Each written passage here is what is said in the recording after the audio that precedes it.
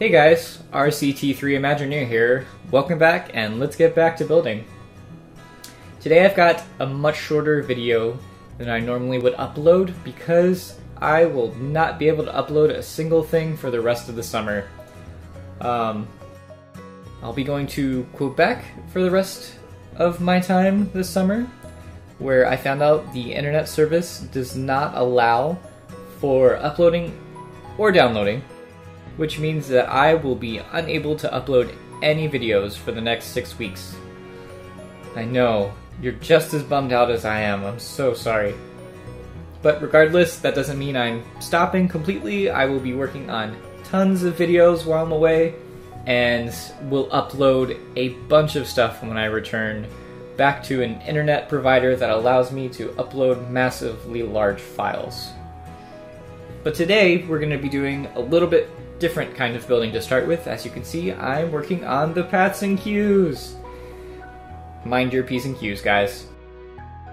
But as you can see, I'm doing the queue line right now, and I'm doing this so that I can figure out what kind of terrain I need to be adding up to the paths and station, so that I can figure out how I'm going to finish the rest of the station building. So we'll get to experiment a little bit with the terrain editing tools, but for right now you just have to bear with me struggling through these paths and queues. Now, for those of you who follow my Roller Coaster Tycoon 3 videos, you may notice that I never do queue lines for those POVs, or point of views, for those of you who don't know. And that's because my computer for that game cannot handle the scenery lag. It's just terrible. I may install Roller Coaster Tycoon 3 on this computer to allow for a little bit more memory, but this is why you have never seen me do queues before until today. So that's going to be a nice long scenic queue, and here you can see I put a little bit of a path over the splash landing area so that people can get nice and wet either before they get on the ride or after. So there's that, and now we're working on the terrain stuff. And we're going to raise everything up to the path level. Now, my other complaint with Planet Coaster on this is that the landscape doesn't go right up underneath the paths. I'm going to have to be creative in the way I design my scenery for the queue line, since the terrain doesn't come right up to it. That's a little bit of a disappointment, but it's something I'm willing to work through. And now you can see I'm expanding out the terrain a little bit into the ride. We're actually going to make this nice little underground drop for this part of the ride here. Okay, it looks pretty good. I think that's all the terrain modification we'll do for today, because now I'm going to get back to building the actual station itself. And for this, we're going to be going with a little bit of the German Swiss Alpine style. So we're going to be adding some wooden beams for some siding. I think today we're only going to do the vertical beams, but in the future I definitely will add in the horizontal one so it's a more authentic look. But I've just got so much packing to do, and this is all the time I can give for right now anyways. They'll be in the upcoming videos for sure. Alright, so here we are adding, just to see how high it's going to be. What I actually don't know how to do is save custom buildings in the game, so I need to experiment with that so I'm not individually placing everything every single time. Which, in this game, is not so bad, but still, with this kind of detail work, it can be a bit much. Okay, so here we are adding the first bit of siding. Alright, we're gonna put that in a little bit, copy it. Oh, that didn't quite work. And as you can see, it's quite a bit of a painful process to put these beams in, but it will be worth it in the end, I promise. Alright, so duplicate that. I'm gonna rotate it a little bit to make sure everything's in line. We're gonna just duplicate that over in the same place to make life easier, because who wants to place every single detail in? Right, modify that in a bit, make sure those are good. Okay, so what I think we're gonna do is we're gonna do a little bit more of a time lapse and just speed this section up.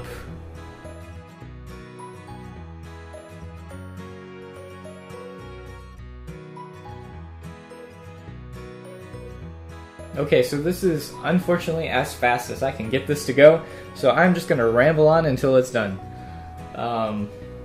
Yeah, so how are you guys doing today? Doing good? Anything interesting happen? Okay, I'm gonna stop that now. That's creepy. Okay, so we're just gonna keep adding these beams for the base.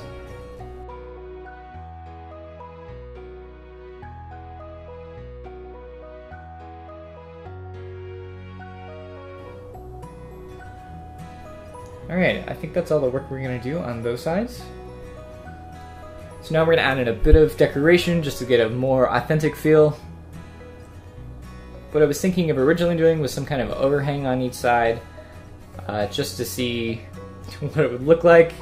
And then I quickly realized that it would look really stupid and that it's just better to keep the original plan. And once I finish the detail work, then I can try and add on. Here I am experimenting with some doors and windows to kind of figure out what I would like to do. There's a couple good possibilities I found that you will see me come back to later in this gameplay.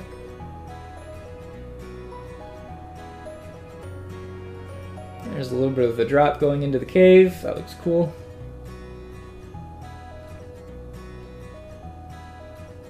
Alright, I deleted that roof piece just because it looked so out of place for the style that I'm going for, and I just thought it was time to do away with it. So goodbye weird tower roof piece. And now we're adding some balconies in for a little bit of artistic touch, you could say.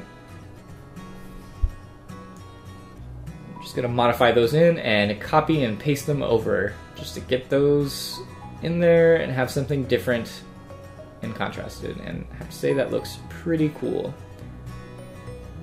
Now after going inside the station, ooh, sorry about this camera. Oh my gosh. It's even more sped up. Gosh, I really need to figure out how to control these cameras. After I went through the station again, I saw that they were a little bit too high and blocking the view outside the window, so I went back through and just lowered them all a little bit, just so that you can still see outside the window. And here I am going back to the beamwork and putting them all the way up to the roof. So we're just going to do that here for a little bit.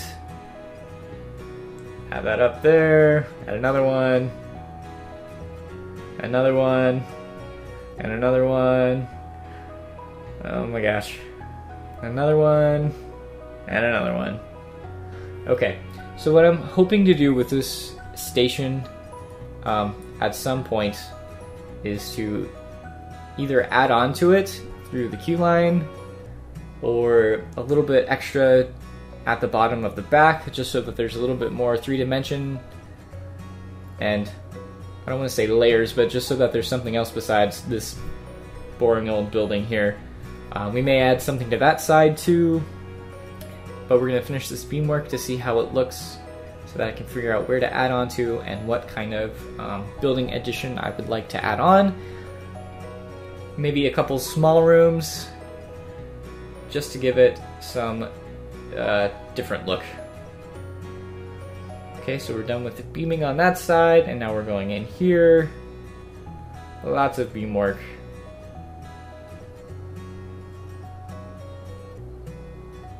And it's starting to shape up pretty nicely. I think we're going to add some windows now. Yes, that's exactly what we're doing. Or what I'm doing. It's just me here, let's be real. So I think ultimately what I went for was a small village type window, not this one. I thought that was a little too... yeah, this one. I thought it added a nice fanciful touch to it. Since log flume rides are fun, the window should be fun too. Cool, so we got that in, and then I discovered that when you're in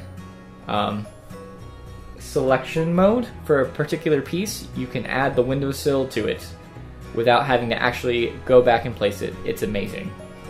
Now for here, I was actually having a little bit of problem getting the right color to match the window sills below. So what I actually had to do was memorize the color number that you can find in the color selection for the windowsills, and then type it into the top so that I could get that exact same color back in, but in this new style. That's a really awesome feature if you have a specific color in mind and you can't exactly reproduce it. Just memorize the number and type it back in.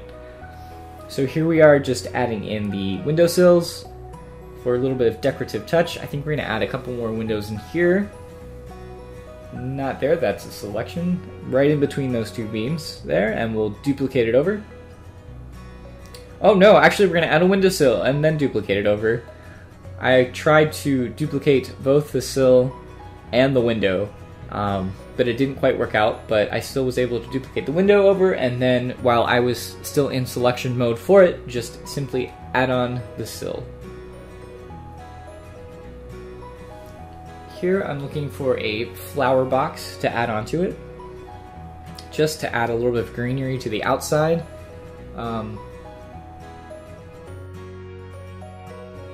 But as you can see, I'm having a little bit of trouble finding it. I tried to type in flowers in the search and it didn't quite come up. That's okay, because I eventually just typed in box and it came up, which is great. So here's me struggling to add that to the building. There we are, and now I'm going to go back through and rotate this so that it is in the right position.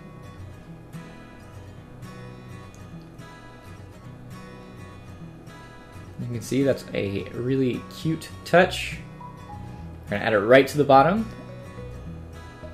just a little bit, and then duplicate it over. Now I'm going to do this on all the windowsills in the future. I just didn't have enough time to do all of them today.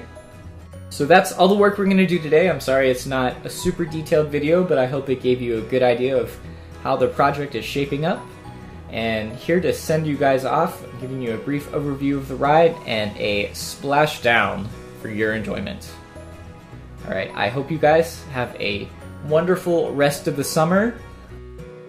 If there's a chance that I can possibly upload more videos during that time, I will definitely try to do so, but you can expect some more videos when I come back. But for now, this is me saying, until next time.